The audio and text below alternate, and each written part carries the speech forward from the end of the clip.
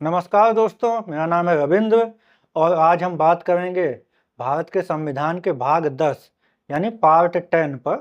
भाग 10 में अनुसूचित और जनजाति क्षेत्रों यानी the scheduled and tribal areas के बारे में प्रावधान किए गए हैं और इसमें केवल दो ही अनुच्छेद 244 और 244 ए हैं।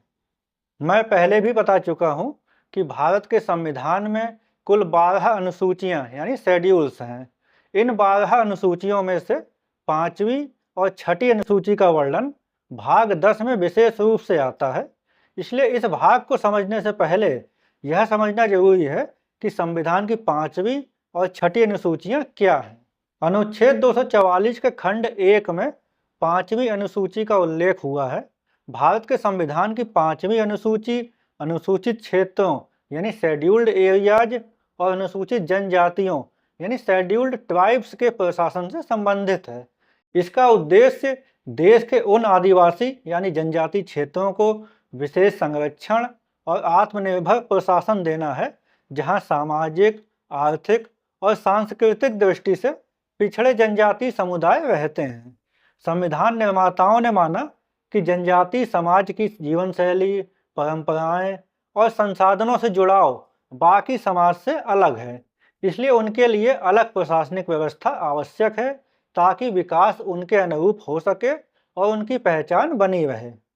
5वीं अनुसूची के अंतर्गत वे सभी राज्य आते हैं जहां अनुसूचित जनजातियां यानी शेड्यूल्ड ट्राइब्स रहती हैं, लेकिन जो 6ठी अनुसूची के अंतर्गत नहीं आते, जैसे झारखंड, उड़ीसा, छत्तीसगढ़, मध्य प्रदेश, महाराष्ट्र, राजस्थान, आंध्र प्रदेश और तेलंगाना। इन राज्यों के कुछ क्षेत्र अनुसूचित क्षेत्र यानी शेड्यूल्ड एरियाज घोषित किए गए हैं, जिन्हें राष्ट्रपति अधिसूचना द्वारा निर्धारित करते हैं। यदि किसी राज्य के किसी हिस्से में जनजाति आबादी विशेष रूप से अधिक है, तो राष्ट्रपति उसे अनुसूचित क्षेत्र घोषित कर सकते हैं या किसी क्षेत्र का दर्जा बदल भी सकते हैं। इन क्षेत्रों के प्रशासन के लिए राज्यपाल को विशेष अधिकार दिए गए हैं। राज्यपाल अपने राज्य के अनुसूचित क्षेत्रों के प्रशासन के लिए नियम बना सकते हैं, कानूनों के लागू होने या ना होने का निर्णय कर सकते हैं और राष्ट्रपति को सुझाव दे सकते हैं कि किन उपबंधों में परिवर्तन आवश्यक है। राज्यपाल इन क्षेत्रों में ग्राम पंचायत, भूमि सुधार, वनों, शिक्षा और रोजगार से संबंधित नीतियों को जनजाति हित के अनुकूल बना सकते हैं। इस अनुसूची में यह भी प्रावधान है कि प्रत्येक अनुसूचित क्षेत्र के लिए एक जनजाति परामर्श परिषद यानी ट्राइबल एडवाइजरी काउंसिल बनाई जाएगी। इस परिषद में अधिकांश सदस्य अनुसूचित जनजाति के विधायक होते हैं, लेकिन विधानसभा में अनुसूचित जनजातियों के प्रतिनिधियों की संख्या कम होने पर उन जनजातियों के अन्य सदस्यों को भी परिषद का सदस्य बनाया जा सकता है। इसका काम राज्यपाल को जनजाति लोगों के कल्याण, भूमि सुरक्षा, वन अधिकार और सामाजिक न्याय से संबंधित विषयों पर परामर्श देना है।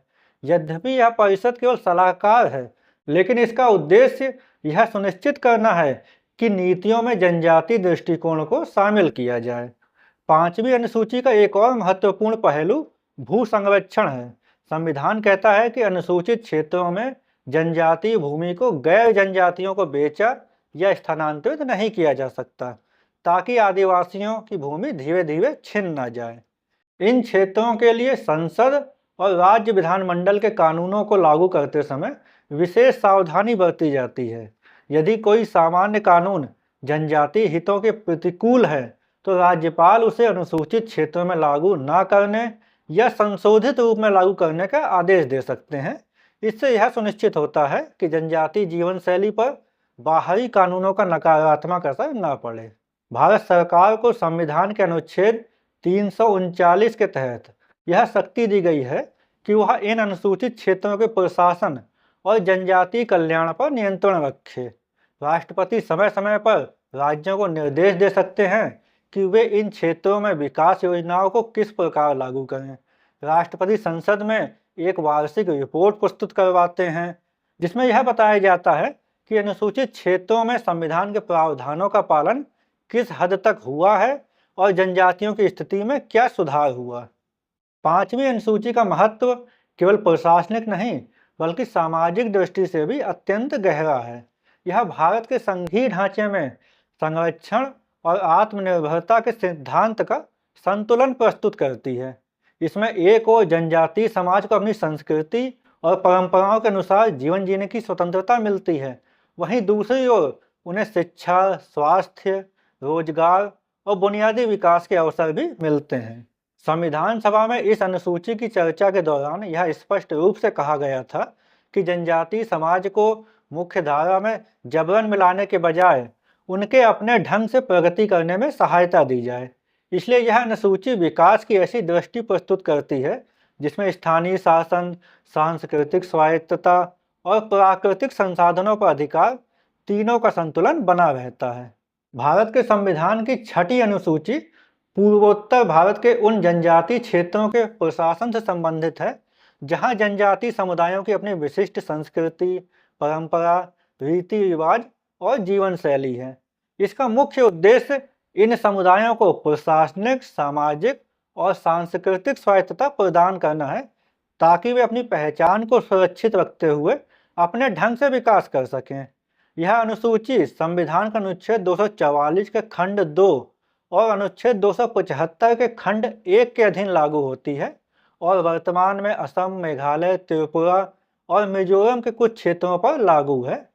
संविधान निर्माताओं ने यह माना था कि उत्तर पूर्व के जनजातीय समूह मुख्य धारा से भिन्न सामाजिक संरचना और शासन व्यवस्था रखते हैं, इसलिए उनके लिए एक विशेष प्रणाली आवश्यक है जो स्थानीय शासन को मजबूत करे और उन्हें बाहरी हस्तक्षेप से सुरक्षा दे।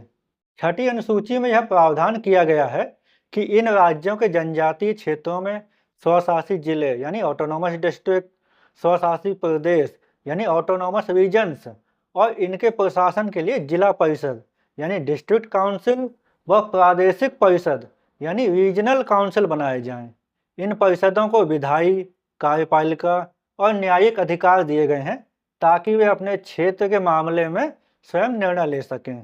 प्रत्येक स्वशासी जिला परिषद में 30 सदस्य होते हैं, जिनमें से 26 सदस्य जनता द्वारा सीधे चुने जाते हैं और 4 सदस्य राज्यपाल द्वारा नामित किए जाते हैं। परिषद के सदस्यों का कार्यकाल 5 वर्ष का होता है। परिषद अपने भीतर एक अध्यक्ष और एक उपाध्यक्ष का चुनाव करती है जो उसके कार्यों का संचालन करते हैं। इन परिषदों को कई विषयों पर कानून बनाने की शक्ति दी गई है। उदाहरण के लिए वे भूमि के स्वामित्व और उपयोग, वन, जल स्रोत, कृषि, ग्राम प्रशासन, जनजातीय रीति रिवाज, विवाह, उत्तराधिकार, सामाजिक प्रथाएं, स्थानीय बाजार और जनजातीय संस्थानों से संबंधित कानून बना सकती हैं। हालांकि इन कानूनों को राज्यपाल की स्वीकृति आवश्यक होती है ताकि यह सुनिश्चित हो सके कि कोई प्रावधान राज्य के सामान्य कानून से टकराव में ना हो। स्वशासी परिषदों को कर यानी टैक्स और शुल्क यानी फीस लगाने की शक्ति भी दी गई है। वे बाजार शुल्क, पशु कर, भवन कर, व्यापार लाइसेंस शुल्क और भूमि राजस्व जैसे कर लगा सकती हैं और उससे प्राप्त धन को स्थानीय विकास कार्यों में खर्च कर सकती हैं। परिषद अपने विकास कार्यों के लिए योजना बना सकती है, स्थानीय सड़कों, स्कूलों, स्वास्थ्य केंद्रों और जल प्रबंधन के कामों की देखरेख कर सकती है। इस तरह इन परिषदों को स्थानीय स्वशासन की वास्तविक शक्ति दी गई है जिससे वे अपने क्षेत्र की जरूरतों के अनुसार निर्णय ले सकें। छठी अनुसूची में न्यायिक अधिकार यानी जुडिशियल पावर भी निहित है। स्वशासी परिषदों को यह शक्ति है कि वे स्थानीय जनजातीय रीति रिवाजों के अनुसार विवादों का निपटारा करें। इन परिषदों के अंतर्गत जनजातीय अदालतें स्थापित की जा सकती हैं जो छोटे मोटे नागरिक और आपराधिक मामलों का निर्णय करती हैं। यदि कोई व्यक्ति स्वशासी परिषद के निर्णय से असंतुष्ट है तो वह उस राज्य के उच्च न्यायालय यानी हाई कोर्ट में अपील कर सकता है। इस व्यवस्था का उद्देश्य यह है कि न्याय जनजातीय परंपराओं के अनुसार और स्थानीय स्तर पर सुलभ रूप से उपलब्ध हो। छठी अनुसूची का एक और महत्वपूर्ण प्रावधान यह भी है कि राज्यपाल को अधिकार है कि वह किसी क्षेत्र को अनुसूची के अंतर्गत शामिल या बाहर कर सकता है। राज्यपाल परिषद के कानूनों को निरस्त या संशोधित कर सकता है यदि वे राज्य या राष्ट्रीय हितों के प्रतिकूल हों। इसके अलावा राज्यपाल यह सुनिश्चित करने के लिए जिम्मेदार है कि स्वशासी परिषदें अपने अधिकारों का दुरुपयोग न करें और प्रशासन पारदर्शी ढंग से चले। असम में 6 स्वशासी परिषदें कार्यरत हैं, जैसे बोडोलैंड, कार्बी आंगलोंग और डिमा हसाओ परिषदें, जो स्थानीय जनजाति समाज के प्रशासन और विकास की जिम्मेदारी संभालती हैं। मेघालय में गारो, जयंतिया और खासी जनजातियों के लिए 3 स्वशासी परिषदें हैं। त्रिपुरा में Tripura tribal area autonomous district council तथा मिजोरम में चकम, मारा और लई नामक 3 स्वशासी प्रादेशिक परिषदें हैं। इन स्वशासी परिषदों के गठन ने जनजातीय क्षेत्रों में शासन को स्थानीय जरूरतों और परंपराओं के अनुरूप ढालने में मदद की है। इस अनुसूची के तहत राज्य सरकार और स्वशासी परिषदों के बीच संबंध सहयोगात्मक हैं। राज्य सरकार बड़ी नीतियों और बजट की देखभाल करती है, जबकि स्वशासी परिषदें स्थानीय कार्यान्वयन की जिम्मेदारी निभाती हैं। केंद्र सरकार इन परिषदों को वित्तीय सहायता देती है ताकि विकास परियोजनाएं लागू की जा सकें। इसके अतिरिक्त संसद को यह अधिकार है कि वह इस अनुसूची में संशोधन करके स्थानीय स्वशासी परिषदों की शक्तियां बढ़ा या घटा सकती है। 5वीं और 6ठी अनुसूचियों के बारे में समझने के बाद भाग 10 को समझने में आसानी होगी। जैसा कि मैंने अभी बताया ही है कि भाग 10 में केवल 2 ही अनुच्छेद 244 और अनुच्छेद 244 ए है। अनुच्छेद 244 में अनुसूचित क्षेत्रों यानी शेड्यूल्ड एरियाज और जनजातीय क्षेत्रों यानी ट्राइबल एरियाज के प्रशासन के संबंध में प्रावधान किया गया है। इसका खंड 1 कहता है कि 5वीं अनुसूची के उपबंध असम, मेघालय, त्रिपुरा और मिजोरम राज्यों से भिन्न किसी राज्य के अनुसूचित क्षेत्रों और अनुसूचित जनजातियों के प्रशासन और नियंत्रण के लिए लागू होंगे। अनुच्छेद 244 का खंड 2 कहता है कि 6ठी अनुसूची के उपबंध असम, मेघालय, त्रिपुरा और मिजोरम राज्यों के जनजातीय क्षेत्रों के प्रशासन के लिए लागू होंगे। अनुच्छेद 244 ए असम के कुछ जनजातीय क्षेत्रों को समाविष्ट करने वाला एक स्वशासी राज्य बनाना और उसके लिए स्थानीय विधानमंडल या मंत्रिपरिषद का या दोनों का सृजन करने के संबंध में प्रावधान करता है।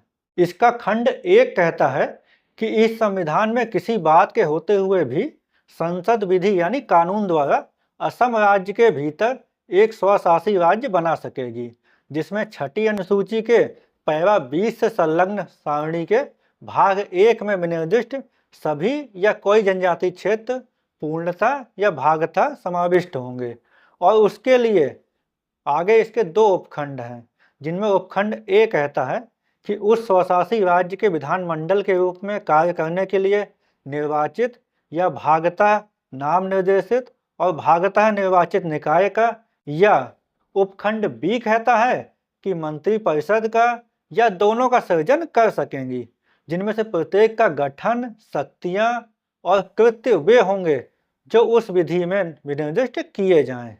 अनुच्छेद 244 का खंड 2 कहता है कि खंड 1 में निर्दिष्ट विधि विशिष्टतया, आगे इसके 5 उपखंड हैं, जिनमें से उपखंड ए कहता है कि राज्य सूची या समवर्ती सूची में प्रगणित वे विषय विनिर्दिष्ट कर सकेगी जिनके संबंध में स्वशासी राज्य के विधानमंडल को संपूर्ण स्वशासी राज्य के लिए या उसके किसी भाग के लिए विधि बनाने की शक्ति असम राज्य के विधानमंडल का अपवर्जन करके या अन्यथा होगी। उपखंड बी कहता है विषय परिनिश्चित कर सकेगी जिन पर उस स्वशासी राज्य की कार्यपालिका शक्ति का विस्तार होगा।